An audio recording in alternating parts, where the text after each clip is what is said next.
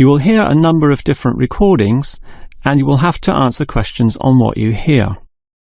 There will be time for you to read the instructions and questions, and you will have a chance to check your work. All the recordings will be played once only. The test is in 4 sections. At the end of the test, you will be given 10 minutes to transfer your answers to an answer sheet. Now turn to Section 1. Section 1. You will hear a young student, Andrew, ringing an employment agency inquiring about their services. First, you have some time to look at questions 1 to 7.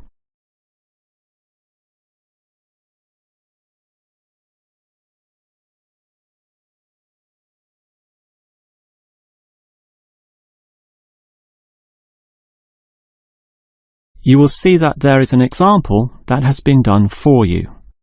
On this occasion only, the conversation relating to this will be played first. Hello, is this the AAA employment agency? Yes. Hi, I rang before. My name's Andrew Peterson. I rang you earlier and gave you my personal details. The student's name is Andrew Peterson, so Peterson has been written in the space. Now we shall begin. You should answer the questions as you listen, because you will not hear the recording a second time. Now listen carefully and answer questions 1 to 7. Hello, is this the AAA employment agency? Yes. Hi, I rang before. My name's Andrew Peterson. I rang you earlier and gave you my personal details.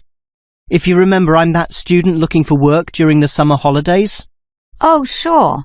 Actually, I have your file right here. But we still need to add some further information. Yeah, that's what they told me, and that's why I'm ringing. What do you need to know? Well, we have to know your main level of education. It's a degree, I suppose.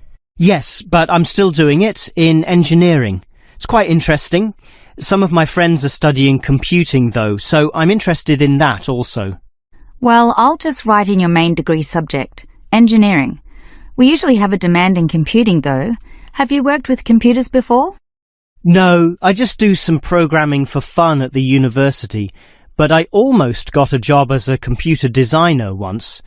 Actually, the only job I've ever had was as a car salesman, believe it or not. Well, at least you've had experience dealing with customers. What about hobbies, though? Sometimes they can help develop useful skills. In my free time I don't do much, mostly study. I play chess occasionally at the university chess club. That's right next to the tennis courts, but I'm not interested in that. Chess helps develop analytical skills, so I'll put that down. Of course, it's your main skills that employers want to know about. What would you say they are? Well, I'm in my 3rd year now, studying electrical machines and generating systems, but I'd say electronics is my best skill, much better than, say, my machine skills, which aren't so good, actually. Okay, machine skills are in demand, but so too are electronic ones, so we might be able to find you a part-time job in that field. But what sort of money do you expect to get? Oh, anything, really. I'd want the standard payment, let's say. What's normal? 1,000 a month? 1,500? I'll just put $1,200, okay? That's fine by me. When can you start? Say, within 2 days? Easily. Actually, less. In fact, just give me a ring and I'll be able to start immediately. Although I admit it'll take me a few days to get used to getting up early in the morning. Okay, that's just about it. Unless you'd like to add anything else which may help with your application? Not really. I ride a motorbike, but that's unimportant. I'm friendly, but every applicant claims that, right? I can speak another language. Ah, that might be useful, depending on the language. Is it Chinese? A Chinese speaker would go down well. Spanish, I'm afraid. You see, I grew up with some friends who came from South America. Okay, I'll write that down, but I don't think it will help that much, sorry to say. Before you hear the rest of the conversation, you have some time to look at questions 8 to 10.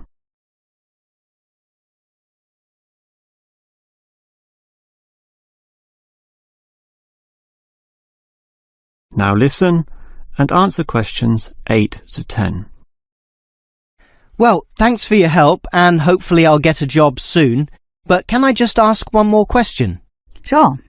What basically are employers looking for when they interview someone? Oh, many things. Being hardworking, diligent, and focused on your job is good. But surprisingly, it often means you can't see the bigger picture or provide suggestions which help the company move forward. That requires thinking for yourself, outside the box, as they say, and being free of the standard ways of approaching tasks. Employers certainly value that. I guess experience must help, though. It depends. If it involved a routine job, one which didn't exercise your mind, it might not mean that much at all. But since companies are basically composed of people, it is important to be able to get along with others. There's no point in hiring someone whom the other employees don't like, right? That just causes problems. In fact, I would say that being friendly and approachable ranks far more highly than your academic qualifications. Okay, and that's all assessed at the interview, right? Yes, and your qualifications, experience, and approach to the job, such as whether you can do different things, work overtime, or do long hours, is needed. But those latter qualities are pretty much standard. What may be more important is based on the fact that things inevitably go wrong. Mistakes are made, and someone's got to fix them in a way that creates the least disturbance. People with demonstrated abilities to do this are certainly regarded highly. I see. That's very interesting. That is the end of section 1. You now have half a minute to check your answers.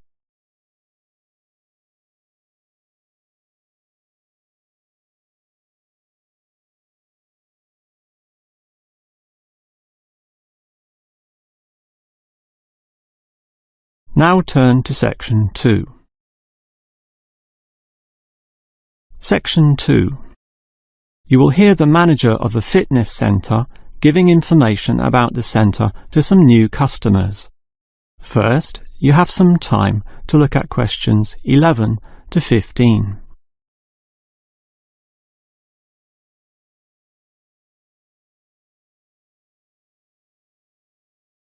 Now listen carefully and answer questions 11 to 15. Hello everyone, and welcome to the Fit for Life Health Centre, a place which, as the name suggests, is not just for short-term solutions, but rather intends to put you on a sensible and achievable footing for the rest of your life. And that's how we're different. For example, we could immediately put you on a harsh exercise program, expecting you to work out every day, but such a plan would see you quickly lose interest. That's why the initial step is a 1.5-hour consultation in which your lifestyle, current situation, and long-term goals are all thoroughly analysed. Now, an important part of this consultation involves analysing what you eat. There's no point exercising here and losing weight, then putting it all back on later. You will need to show self-control and discipline in your diet, and we'll work on that. Similarly, we'll put you on an exercise regime suitable for your level of fitness. So that will involve a test where we will take you through some activities, then measure your heart rate and blood pressure to determine how fit you are. This will be monitored during every subsequent consultation, along with your exercise schedule, and that occurs monthly and not half-yearly, as with many other centres. As to our actual exercise machines and programs, you will have to decide whether it is muscle mass, stamina, or general fitness that you want to develop. Think about which of these 3 you want to target, and we'll design a specific program for you.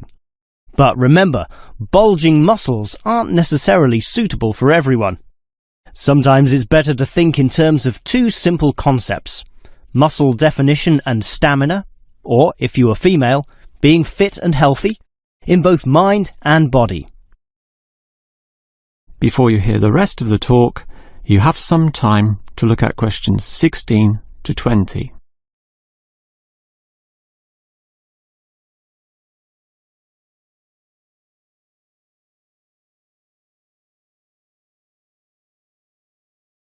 Now listen and answer questions 16 to 20. Now, if you're going to work out at this gym, you'll need to think about your reasons for exercising. So let's consider that in more detail. Muscle mass is certainly popular with the guys, probably seeking to impress the girls. And with muscles comes the confidence to do that, right? Well, for that, you'll need our high-stress weight units, where pumping iron is all the rage. Moving on to other benefits, one of the main ones is beating the tension of life, right? And the longer the exercise is, the greater the rewards in this respect.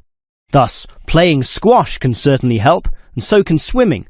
But what's much better, as every jogger will tell you, is their activity.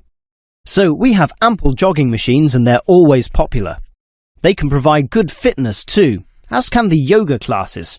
However, again, let's not forget playing squash, which I would say is the optimum way to improve your general well-being. Such an active, energetic game, plus the competitive element, drives you forward into high levels of health and fitness. These, of course, are the ultimate purposes of being here, but remember, the centre is full of like-minded people, all of whom are interesting to meet and valuable sources of information. The yoga classes have a pre- and post-meeting session, so you'll certainly meet others there, although they'll all be yoga enthusiasts, which limits the range somewhat. But whether doing yoga, swimming or exercising, everyone showers, right? So those facilities are where you'll hear all sorts of interesting conversations and really get to know people. Not like the front desk area, which is mostly empty as patrons go immediately inside to do their exercise. Of course, the front desk can answer all your questions and has information brochures and such like, but for knowing more about a greater variety of subjects and community concerns, look at the notice board in the yoga studio, where there's a huge array of papers, leaflets and articles, all for you to read and consider. That is the end of section 2. You now have half a minute to check your answers.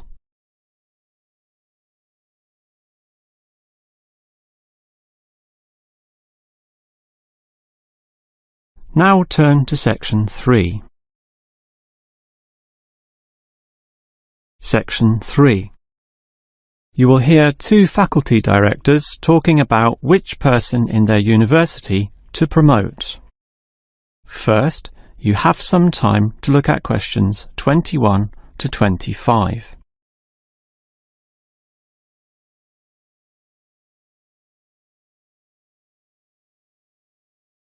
Now listen carefully and answer questions 21 to 25. Okay, we've got to decide who to promote to leading education officer. Someone from the arts faculty, I suppose. Well, it can be from any faculty, since the position requires more general skills. Handling personnel, settling disputes and motivating them to focus on the task. It was the last position which involved computer knowledge, not this one. Surely computer knowledge would help. So too would knowledge in the arts. Sure, it would help, but the key criterion is being able to direct the staff appropriately. So it doesn't matter then from which faculty we select our candidates? Not really, but I've already looked at those from computing and rejected them all. Why? They're all too new, lacking in sufficient experience, whereas these ones from the business faculty are long-timers, so we'll take someone from there. I suppose you're right. The arts faculty doesn't present much in the way of suitable candidates either.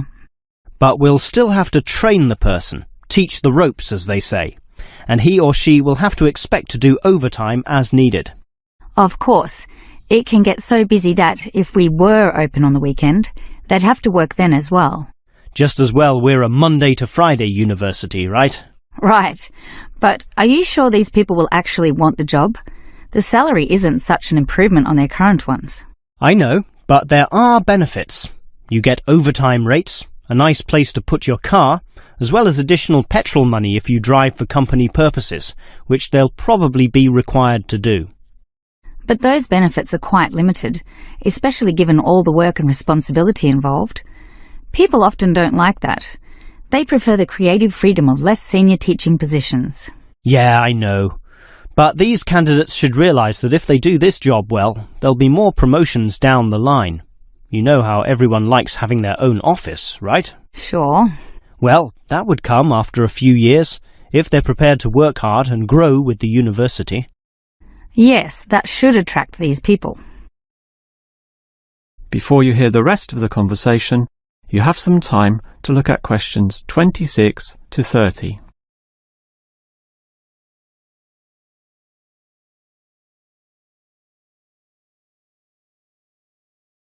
Now listen and answer questions 26 to 30. Well, that's enough talk about the job. What about the actual candidates? How many do we have? I've narrowed it down to 4. Just using their first names, that's Stephen, Abdul, Lek and Oscar. As you said, there's quite a bit of experience between them, about 34 years in all. What's the exact breakdown of figures? Abdul and Stephen both have 7 years. Lek has 1 more, and Oscar is the most experienced at 12. But who's the most qualified? Stephen and Abdul have an MBA. Oh, sorry, Abdul's got something called a MBP, some foreign thing which translates as Master of Business Practice. I'm not sure what that is, but does he do the job well? Very well, apparently. Better than Lek and Oscar, who hold a degree and some certificates, respectively. But we have to think about any drawbacks. You know, possible issues with any of them. I asked the respective deans for feedback, and I found out that Stephen, the younger one, drinks a bit. So he has a problem with alcohol? No, he never drinks to excess, but at the bar he's often expressed his intention of moving on, of teaching abroad. Ah, he's not stable. Not stable at all, apparently. We'll never know for how long he'll hold the job. We need stable personnel, and people without family problems or sick relatives like the last guy we promoted. What about Abdul, then? Will he do? He might do, except his English language ability is limited. It's functional, but a bit broken, and meaning is sometimes lost. That's not the problem with the next candidate, Lek, who has good language ability, but this job involves handling people, and his dean says Lek's attitude is bad. In what way? His manners are okay, and he's interested in his job, but he believes there should always be adequate leisure in life. He definitely won't work overtime and complains a lot already about his job. But this last candidate, Oscar, is probably not the right one either. Why not? Not another problem with language. His first language isn't English, but he speaks it well enough. He's stable with a good attitude, but his age is the problem. Age is not a problem. That would be ageism, and I don't believe in that. But with his age comes health problems as well, and serious ones at that. Oh, that might be an issue then. That is the end of section 3. You now have half a minute to check your answers.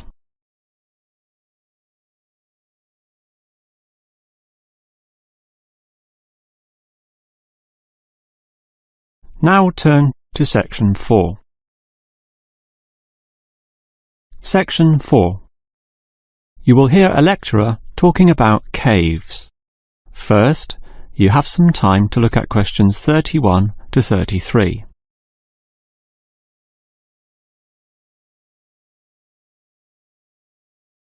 Now listen carefully and answer questions 31 to 33. If there is one natural feature which has long fascinated man, it is caves, those natural underground spaces into which people can enter. No known cave in the world can exist without it being extensively explored. Whether it be in remote areas, such as the Clearwater Cave in Borneo, or immensely long and difficult, such as Mammoth Cave in America. Or perhaps the most challenging, those caves below the water table, full with water, in which case the exploration is known as cave diving. Whatever the case, if the caves are known, as complex and difficult as they usually are, they will be explored. The formal name for the study of caves is speleology, and involves many disciplines such as chemistry, geology, biology, and cartography. or the science of making accurate maps, since the largest caves can be hundreds of kilometres long and highly complicated. If the exploration is just for fun, the activity is known as caving. But with the difficulties and dangers involved, the average caver is often involved with one of these speleological sciences. As for the number of caves in the world, research suggests that only a fraction have been found and documented, mostly in the areas in which caving has long been a popular activity, such as in America, France, or Australia. China, for example, has huge areas of limestone bedrock, prime material for cave formation, and logically must contain among the largest number of caves in the world. Yet only few are documented due to the lack of interest in caving there. Thus, as exploration continues, new caves will be discovered, and it is likely that the numbers could radically change in the future. Before you hear the rest of the lecture, you have some time to look at questions 34 to 40.